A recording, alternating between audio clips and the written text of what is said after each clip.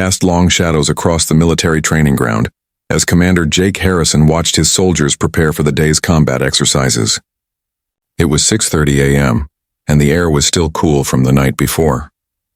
Jake had been running this base for 3 years now, and he thought he knew everything about his troops. He was a big man with broad shoulders and a voice that could carry across the entire compound.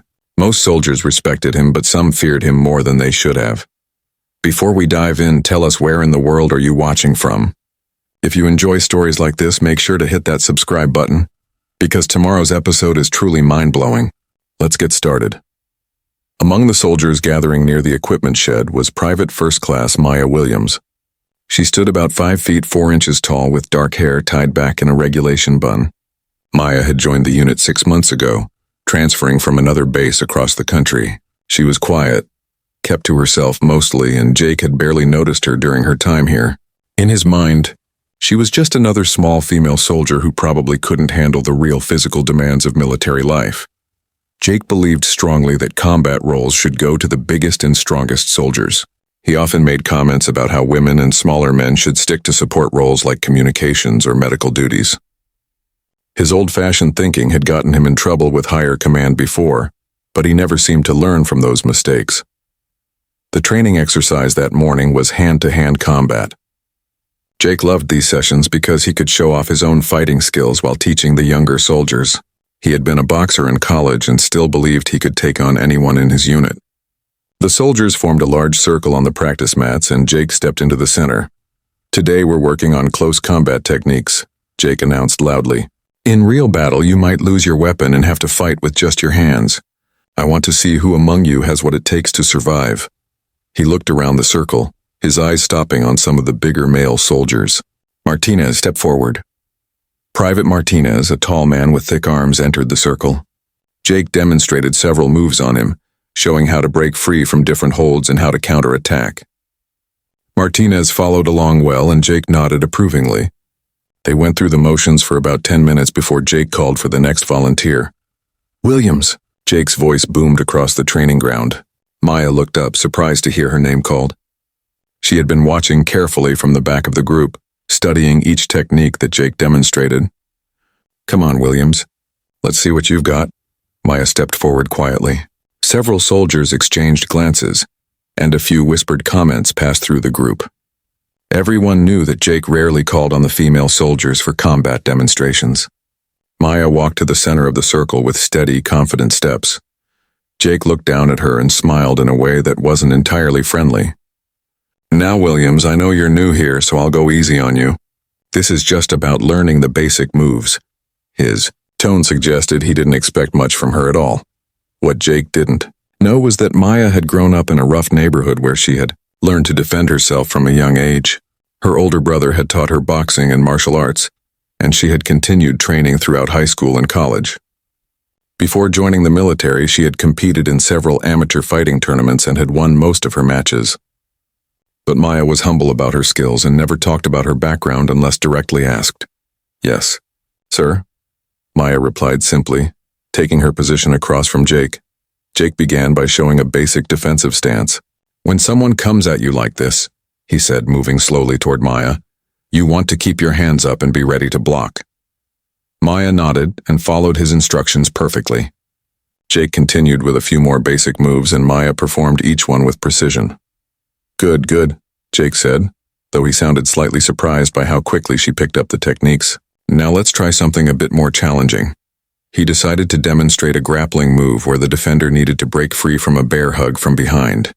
"Martinez, grab Williams from behind," Jake instructed. Martinez hesitated for a moment, looking uncomfortable with the idea, but followed the order. Maya allowed herself to be grabbed, then smoothly executed the escape technique that Jake had just shown them. She broke free easily and spun around to face Martinez.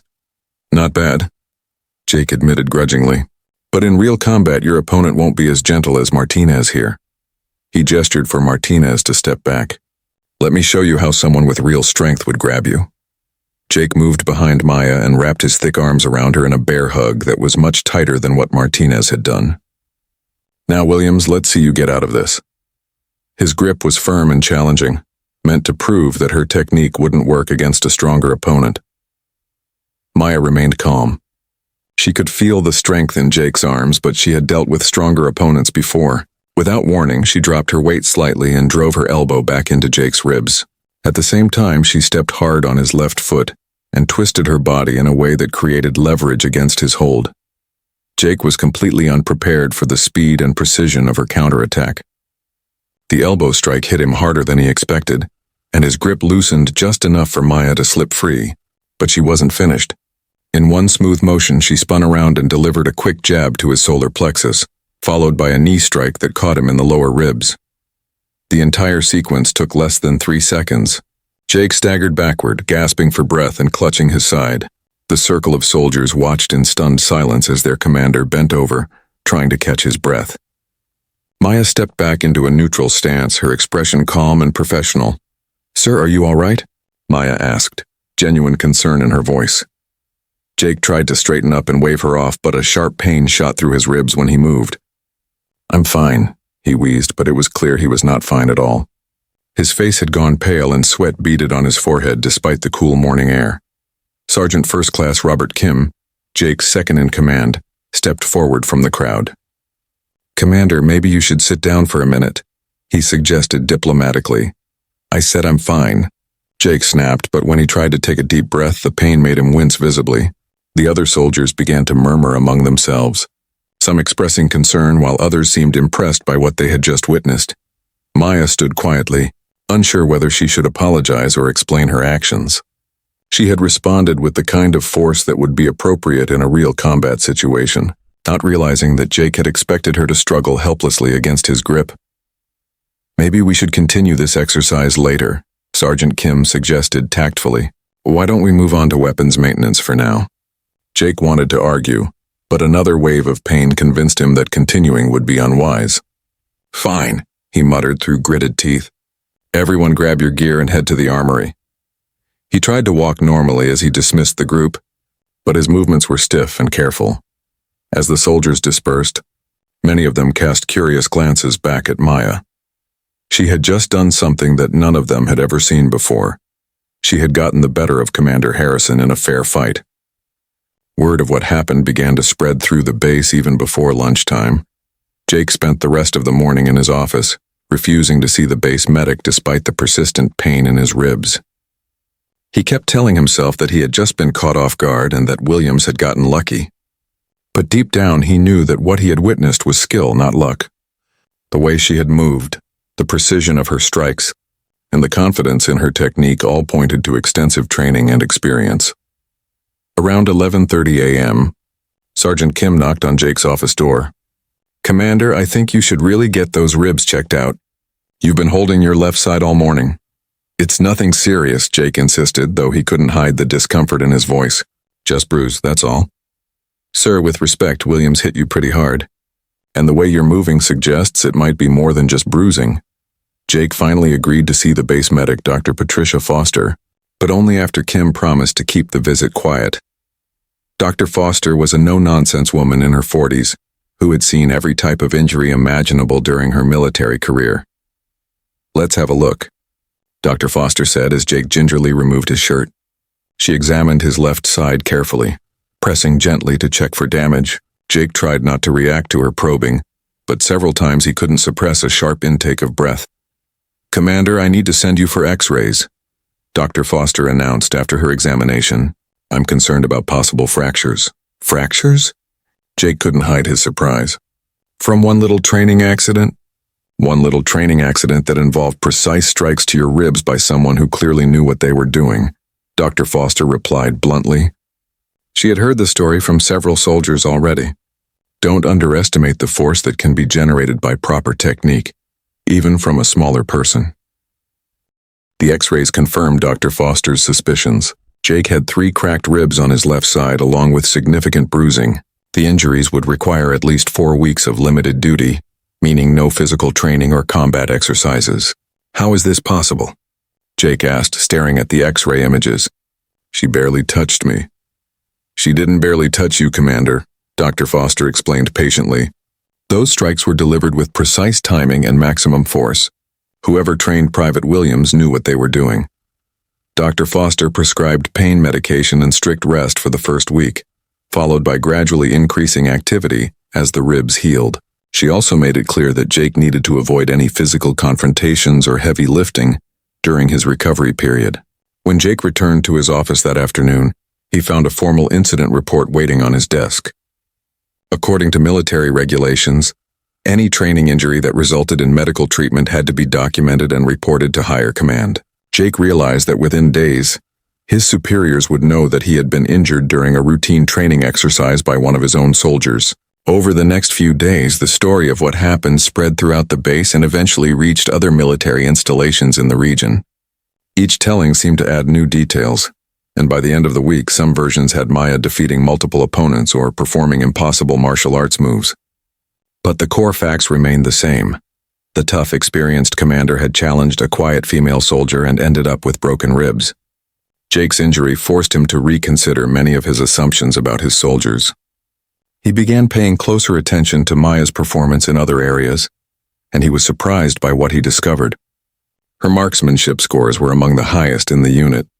Her physical fitness test results placed her in the top 10%. Her written evaluations showed exceptional problem-solving skills and leadership potential. More importantly, Jake began to realize how his own biases had prevented him from seeing the true capabilities of many soldiers under his command. He had been so focused on physical size and traditional masculine traits that he had missed the diverse skills and strengths that different people brought to the unit. Maya, for her part, handled the attention with characteristic grace. She didn't boast about what had happened, and she didn't treat Jake any differently than she had before. When other soldiers asked her about her fighting background, she answered their questions simply and honestly. But she never made Jake look foolish or incompetent.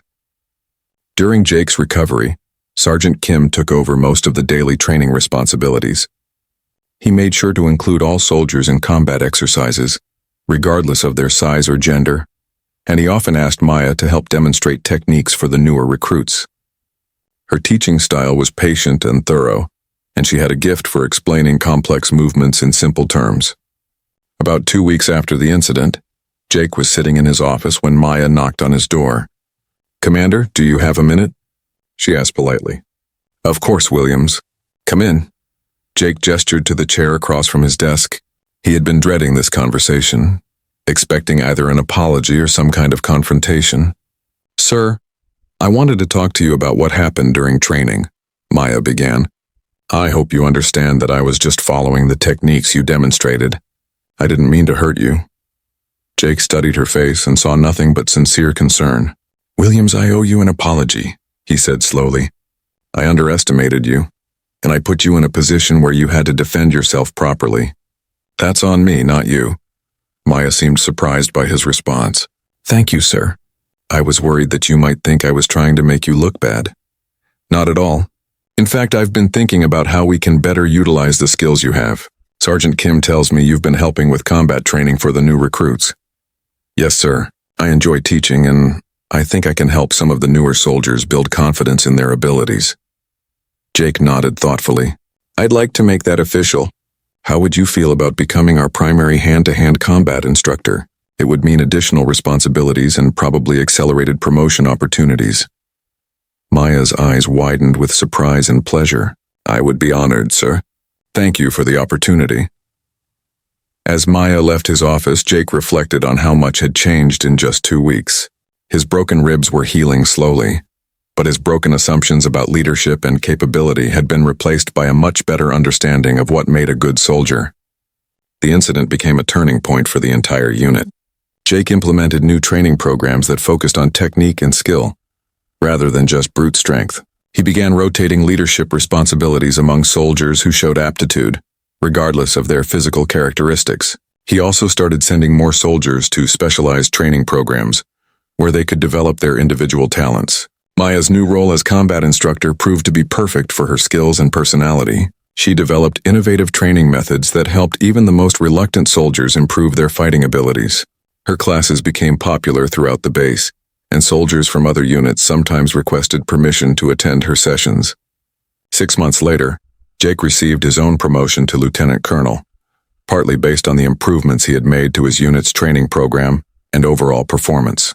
In his promotion ceremony speech, he made sure to acknowledge the lesson he had learned from Maya, about not judging people by their appearance.